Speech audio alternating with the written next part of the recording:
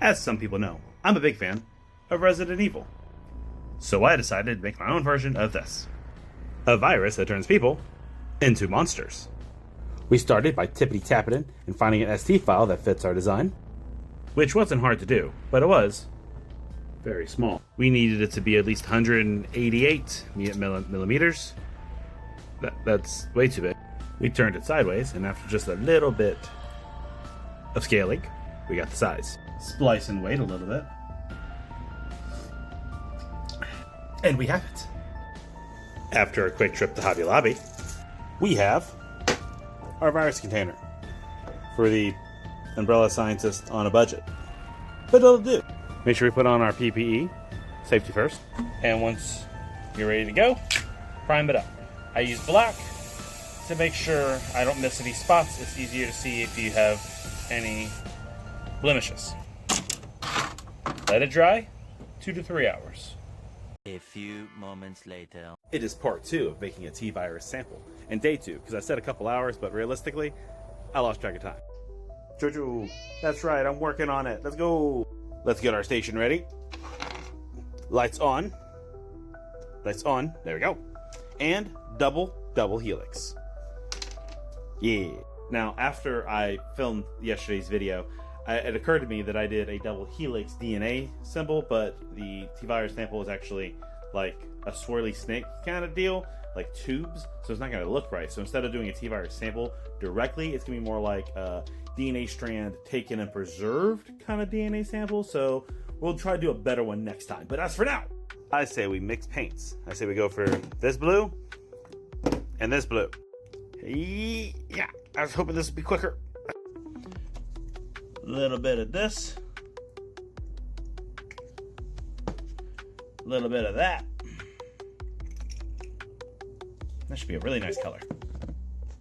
Now, full disclosure, I don't know the proper technique of mixing paints or mixing inks or mixing anything like that, so I'm using the back of this here brush and just a little container. So if you have a better solution for me on this, let me know. Red solo cup, because we in the South. Wide tip brush, because I don't know what these different brushes are for and I need to cover a lot of space really quickly. Get all kinds of wet with that brush. Ooh, yeah. Dry that brush. Ooh, yeah. Wet that brush again. Yeah. And then we're going to paint this, but we're going to fast forward that part. Bam. Done.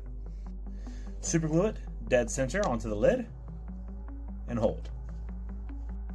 Fill your container up with water. Transfer over to another solo cup.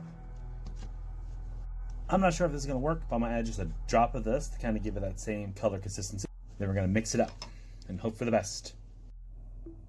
Fun fact, it didn't work. I just mixed a little bit of powerade from the gas station that I had with my lunch with some water, and that did work. Then we just put it in here and tighten the lid, and voila, one T-virus DNA sample. Is it perfect? No, but I'm happy with it. A few moments later. I'm gonna be honest, I'm not happy with the way the T-virus sample turned out. So, I came up with a solution. We go back to Hobby Lobby, get another bioweapon on a budget container, turn off the kettle. This had nothing to do with it, I just wanted some instant coffee. It's gonna be good.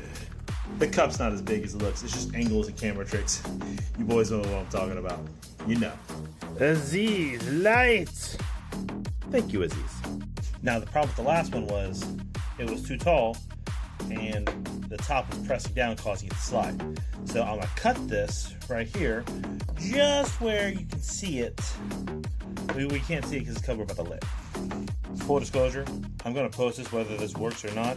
So this is one of those moments where, oh, of course it's gonna look good. He posted, he wouldn't have posted it if not. I don't care, I'm gonna post it regardless. Let's find out. Oh, shit. Come on, we're going for it. We're going straight across with it. Pop.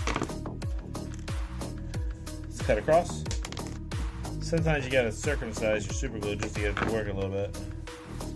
It happens. Completely natural. There we go. Got it on me. I hate that feeling of super glue on your skin.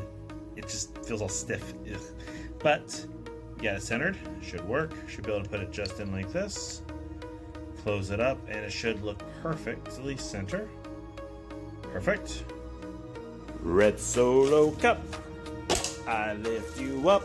Now on top of the extra $1 for our bio container, add another $1 for some bakery food coloring. I've never used this before, so I imagine just a drop. Let's see how it goes. Way too dark. Oh no. Coke. Coke Zero. Perfection. Let's go ahead and pour this in, and hopefully something good will happen. All right. Here, I imagine. It's gonna spill. It's gonna spill, but that's okay. Let's go bop like that. And there's a little more bop. Okay, that should be good. I look for that.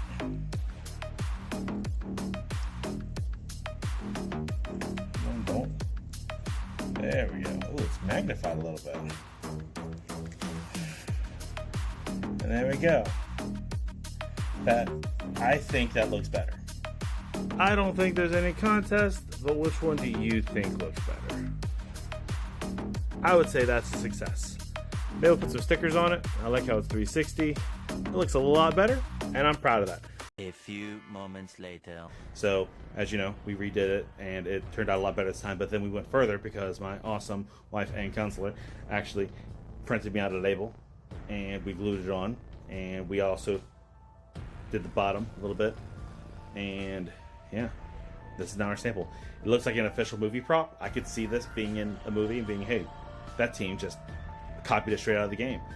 I can't do better. I'm sure somebody else could probably do better, but this is the best I can do, and I think I did pretty damn good.